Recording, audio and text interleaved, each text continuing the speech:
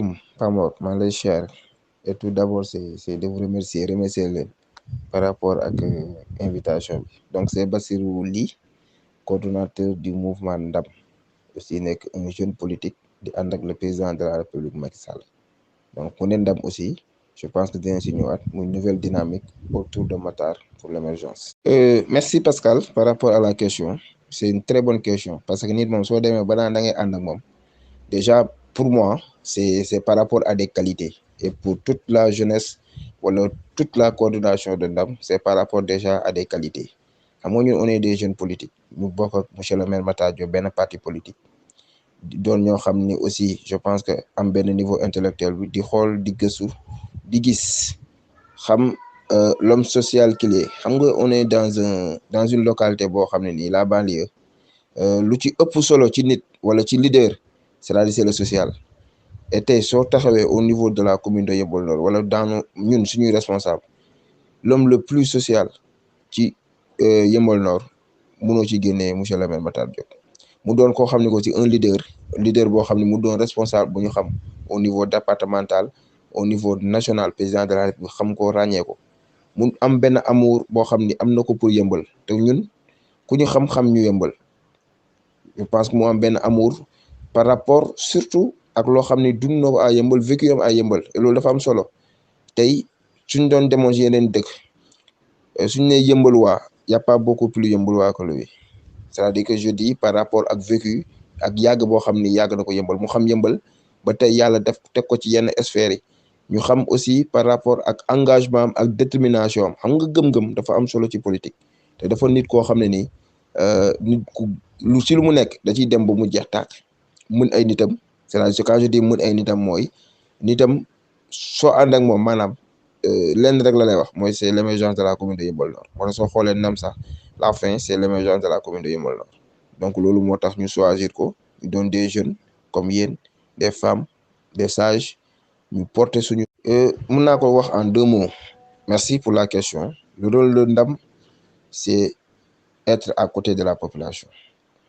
Comment être maintenant à côté de la population noo war a def ba nekk ci wetu population bi mooy lépp loo xam ne ni xewle nañ muy naqar muy bànneex que ñu lay gis di la sentir te tey naatable woo leen ne Ndam est constamment sur le terrain Ndam mu ngi ci famille groupement de famille Ndam mu ngi ci jeudi Ndam mu ngi ci école yi Ndam mu ngi ci sage yi Ndam mu ngi ci fépp boo xam ne ni population bi soxla na Ndam mu ngi seen wet bépp sollicitation boo xam ne ni population bi bëgg na ko je pense que tey les preuves sont là palpables comme on dit Ndam mu ngi seen wet ba inondation yi gis ngeen bu inondation yi méttee on a fait des actions dem ci askan bi jàppale leen suñu poche wala suñu doole fu mu yem muy inondation yi soo leen xoolee Ramadan mois de Ramadan ci lu ñu am ci social ci teg fu ñuy teg café yi wala dem joxe ay ndogu dañ koy def Covid bi rek yàggul dara gis ngeen ne aussi bu population bi soxlaa wala bu mu sentir war nañ mën a nekk seen wet dem nañ nekk seen wet mais ne leen ay masque dem nañ ci école yi mais ay masque dem nañ ci district yi poste de santé yi amul fu ñu bàyyiwul masque détergent lu ne loo xam ne nii pour mun a jàppale élèves yi wala pour mun a jàppale askan bi Ndam toujours mu ngi si wet yi mu ngi seen wet ak yeneen femmes yi gis ngeen la dernière fois ay appui au groupement de femmes Ndam mu ngi fi donc le rôle de Ndam c'est être à côté de la population je pense que koo xam ne ni téyegul dara wala yor mouvement di def lii kooku su demee ba téye commune je pense que commune bi non ce sera un plaisir la discuter ak yéen plaisir la aussi partager ak yéen je suis jeune comme yéen ça sera un plaisir question bu ñëw rek dinañ ko tontu mais aussi il faut nga xool parfois am na question xam day recouper quoi maanaam benn soo ko boolee mun na doon benn question bu ma neex la parce que mun naa ko accès si deux c'est-à-dire que c'est un programme déjà qu'on a mais aussi avec la politique de l'État mun nañ ko accès si ñaar ñun en fait la différence même loolu je pense que dama koy wax la différence bu ñu am par rapport aux autres candidats que ñun dañoo am un projet de société bien ficelé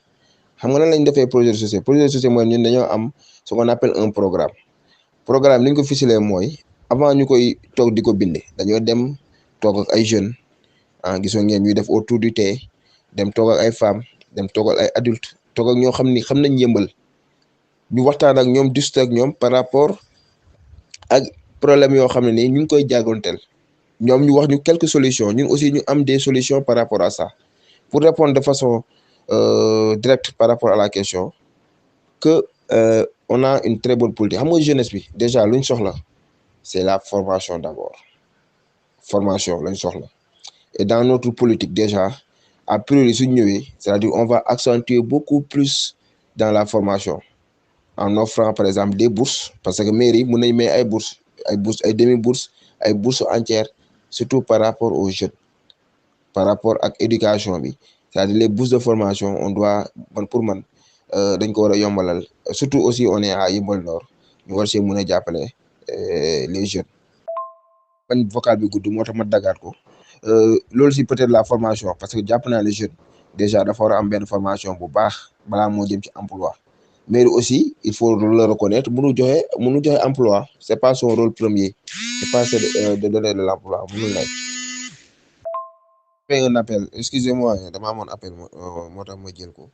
mais pour discuter aussi par rapport à cette jeunesse au-delà même de la formation c'est-à-dire c'est de les encadrer encadrement bi nag dafa dem ba culture sax ba ci culture parce que jeunesse aussi am na ñoo xam ne nii c'est des artistes en fait je pense que aussi lu ëpp doole ci lu ñu war a mën a def c'est deux volets là c'est-à-dire c'est l'accompagnement mais aussi la subvention que ça soit dans les activités ou bien par rapport à à la jeunesse les associations de jeunes les mouvements de jeunes c'est-à-dire ñu accompagner leen par rapport à la formation accompagner leen par rapport à trouver des financements et que soo leen xoolee aussi le président dafa am benn projet mu naan xëyu ndaw ñi loolu day ñëw rentrer dans notre programme par rapport ak xëyu ndaw ñi ci xëyu ndaw ñi le président a dit que da koy communaliser wala da koy départementaliser c'est-à-dire que commune bu nekk wala département bu nekk ci xëyu ndaw yi da koy dem ba wàccee ko ba ci suuf ba ku nekk war cee mën a gis boppam loolu aussi je pense que la commune va accompagner la jeunesse su demee ba jël maire bi incha allahu rabi par rapport à cette politique d'emploi mais aussi à cette politique de formation mais aussi par rapport à la culture les artistes les jeunes les mouvements de jeunes les associations ñoom ñooy doon les premiers partenaires de la commune incha allah. waaw Lamine Fam. Je te dis en politique c'est-à-dire que kenn du créer benn affaire pour benn circonstance et que ndam soo xoolee ndam même le tour bi ndam c'est la nouvelle dynamique autour de Matar pour l'émergence c'est-à-dire l'homme politique Matar je pense que c'est-à-dire c'est dans la continuité pourquoi je le dis maintenant nag nit da nga créer benn affaire benn objectif dañ ciy dem mollo c'est-à-dire objectif tu vas étape par étape tey suñ première étape par rapport au mouvement ndam c'est les élections locales mais je pense que au finish c'est-à-dire fu ñu jëm dafa doon benn appareil tey ndam dem na ba doon benn appareil boo xam ne c'est incontournable dans la commune de Yeumbeul Nord et des années à venir di nga fi dégg ndam dina continuer exister te képp koo xam ne taxaw na Yeumbeul Nord sañoo wax ne tu ne connais pas ndam donc a priori la première chose qu'il fallait faire c'est-à-dire que c'était que ñëpp Yeumbeul waa ku toog foo ne ndam wala ne Matar Diop rek ñëpp xam ko loolu déjà c'était un objectif mais on peut pas créer benn appareil juste rek pour benn affaire après mu dee surtout en politique loolu amul c'est-à-dire que da ngay créer parce que gis na ne soo créer déjà par rapport à l'homme di nga ko mën a jaay le produit parce que ñun on a un seul produit c'est monsieur le maire Matar Diop tur bi moom da koy wuyoo donc c'est dans la continuité par rapport ak yeneen i échanges yoo xam ne dañ ciy dem yoo xam ne nii je pense qu'on a besoin aussi dans ce sillage de tout le monde. Merci pour la réponse. Dans la vie je te dis même pas en politique toujours dans la vie lépp ci looy dugg il faut toujours voir grand quoi man c'est ma conception des choses te loolu laa gëm te loolu lu mën a nekk la surtout avec la départementalisation ak département bu bees bi nga xam ne Kër Massar c'est 6 communes je pense que incha allahu rabbi bokk na ci dans les perspectives que ñu départementaliser ko ba internationaliser ko ba ci Pikine bu ñu nekkee Pikine sax les gens am na ñoo xam ne dañ lay woo ne la bàyyi ñu créer ndam ici fii à Diamaguène wala bàyyi ñu créer fii ndam on a eu c'est maintenant mais loo gis da nga koy togg ba mu ñor déjà ngay dem ci ndànk-ndànk nga am objectif déjà l'objectif premier comme ni ma waxoon sànq nekk nga liggéey ci déjà ba mu ñor nga soog a peut-être étendre les bases quoi. On a un très large programme maa ngi koy wax sànq que ça soit je pense que même il y a un texte je pense que mën naa ko partager ak yéen pourquoi le choix le choix du candidat Matar Diop pourquoi il va être je pense je vais partager même le texte fii pour que mu ngeen lire ko comprendre axe bu nekk que ça soit domaine de compétence bu nekk je pense que on a déjà un programme bien étalé par rapport à essayer de trouver des solutions parce que ñëpp xam nañ ne par exemple à Yeumbeul soo jëlee Yeumbeul je pense que lu ñu war a mën a njëkk a xeex c'est déjà l'éclairage public da cee am solo loolu je pense que mairie bi am na ci wàllu bu rëy c'est l'éducation quand je dis l'éducation nag c'est les écoles primaires en fait loolu moo nekk la compétence des communes parce que il faut ngeen xam aussi compétence commune yi soo nee lycée c'est du compétence commune CM du compétence commune yooyu ay compétence ville la vous avez compris mais on a un très large programme surtout mais dafa am lu ñu naan la priorité des priorités c'est surtout l'éclairage public pour insécurité yi mais aussi les zones inondées yi nii les zones inondées mooy les zones yoo xam ne dañ ko bàyyi tey il faut ñu revaloriser ko avec des projets yoo xam ne ni je pense par exemple je peux prendre l'exemple par exemple de mon quartier am na zone boo xam ne nii ay espace libéré la foofu war nañ fa mën a def ay terrain yoo xam ne des petits terrains de foot yoo xam ne nii ça peut mën a dugal xaalis bu bëri mën nañ ci def aussi des centres commerciaux ay centres commerciaux yoo xam ne nii ci espace libéré yi yoo xam ne nii mën na créer de l'emploi mais aussi mën na tax nit ñi mën a épargner ko loolu déjà je pense que lu am solo la yoon yi nag tali maire mënul defal tali les gens parfois aussi dañuy def amalgame boobu mais je pense que ça soit le CEDEPS pour man il faut réfectionner ça toj lépp am benn bibliothèque boo xam ne nii multimédia la boo xam ne ni aujourd'hui képp koo xam ne day jàng que ça soit ci net bi tu peux faire des recherches wala ay livres tout ça loolu c'est dans notre programme les femmes aussi comme maison de la femme revaloriser maison de la femme indi fa matériel boo xam ni femme yi dinañ fa def céréales dinañ fa def savon dinañ fa def yeneen ak yeneen c'est-à-dire que benn panel bu yaatu la boo xam ne nii suñu amoon temps toog nii waxtaan jàkkaarloo bu nekk mën nañ ko étaler ngeen xam. En fait bien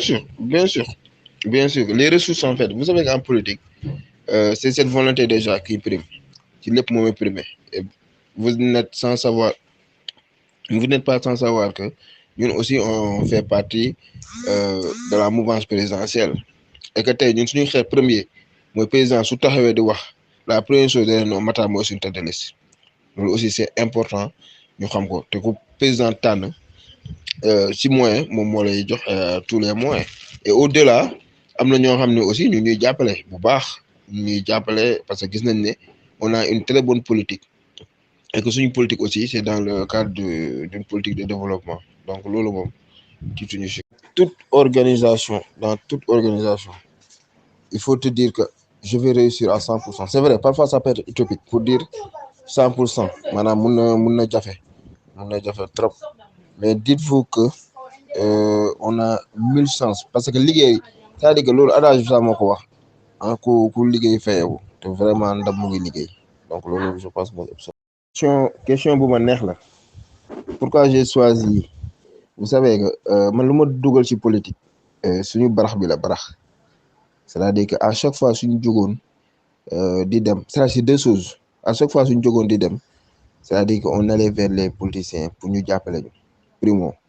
secondo on nous disait que jeune boo jàngee je pense que loolu bu ma nekkee présidentiel yi le DG sa prochaine di waxoon ma ko dama bas vous restez ici pour dire que vous ne faites pas de la politique doon def politique mais soo leen deful politique suba ay médiocre ñoo leen di jiite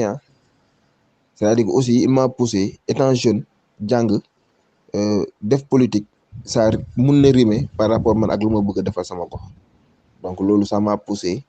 ma def politique juste rek pour jàppale sama gox lu ci ëpp solo moo tax oto lu mu guddi comme on dit lu mu guddi yëmbal fu ñu mënti dem aussi yëmbal la ñuy xeexal donc loolu aussi poussé na ma dugg ci politique ba tey sax. waaw xam nga Macky Sall daf ñoo conforté sax parce que Macky Sall je te dis ma wax leen ko ngeen xam ko Macky Sall su gisee xam nga Matar la koy woowee ndam la koy woowee je pense que consécration boobu am récemment rek ça montre le travail de terrain te dañoo toll ci politique te man lu ma gëm la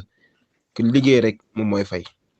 effectivement en politique nag c'est vrai il faut tout prévoir mais tey ndam toll na foo xam ne nii tey j'en suis sûr et certain pertinemment que président su bëggee gagner la commune de Yeumbeul Nord il va choisir le maire Matar Diop xam nga c'est moi qui vous remercie